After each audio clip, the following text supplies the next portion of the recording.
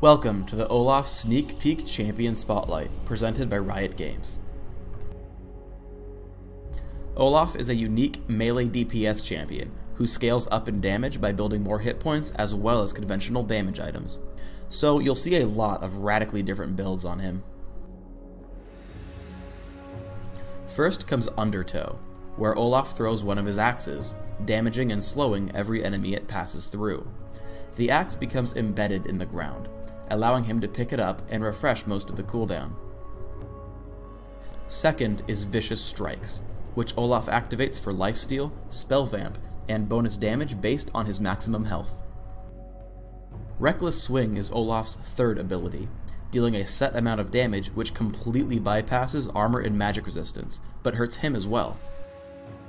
His ultimate is Ragnarok, significantly reducing the amount of damage he takes, preventing all stun, slow, and knock-up effects, and giving Olaf a bunch of armor penetration.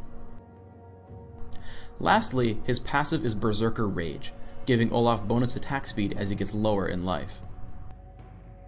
I use standard melee DPS runes, armor penetration marks, dodge seals, flat magic resist glyphs, and flat health quintessences.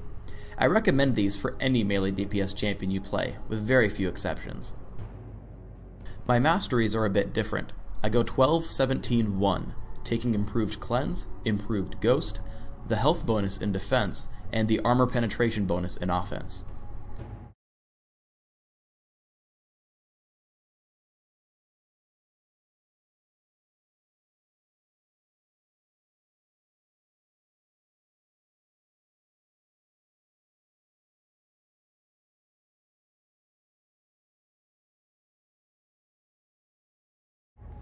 Olaf has the potential to pick up champion kills very early in the game.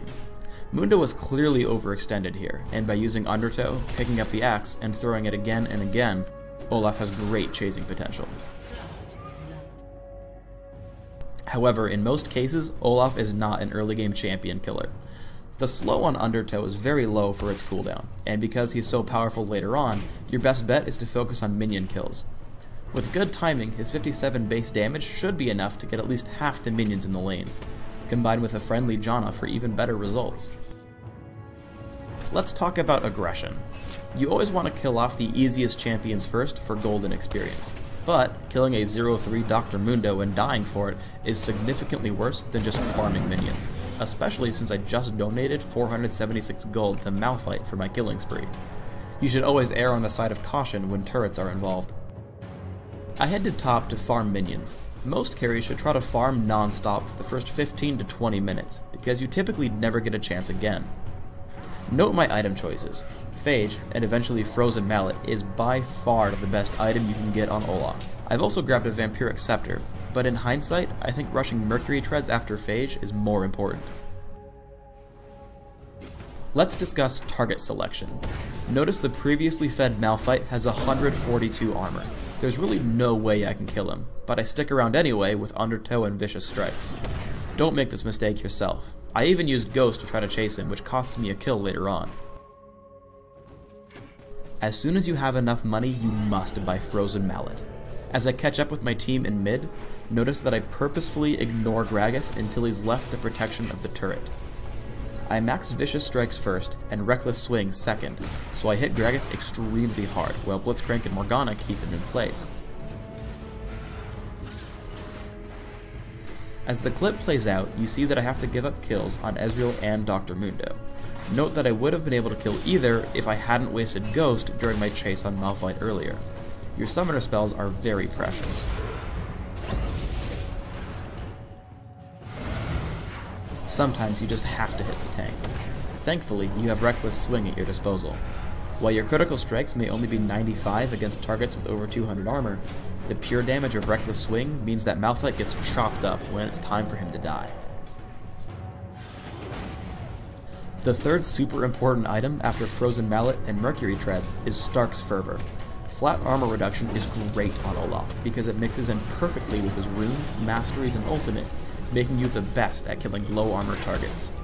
Even against 3 beefy tanks, Vicious Strikes and Ragnarok allow me to cut up Mundo and Gragas into little pieces. Olaf is most dangerous while low on life. Morgana and I fight Mundo and Anivia, killing Dr. Mundo. As Morgana dies, I'm fighting Anivia with under 100 health while inside her ultimate. Thanks to Stark's Fervor, Vicious Strikes, and my passive, I can even tank their Nexus turret while just hitting minions. Finally, I get Elixirs of Fortitude and Agility, as well as Yomu's Ghostblade.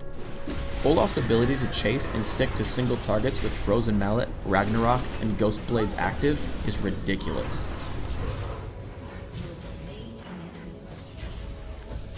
Gragas tries to get away, but I catch up with Undertow. He keeps running for the summoner platform, but I pick him off with the axe throw.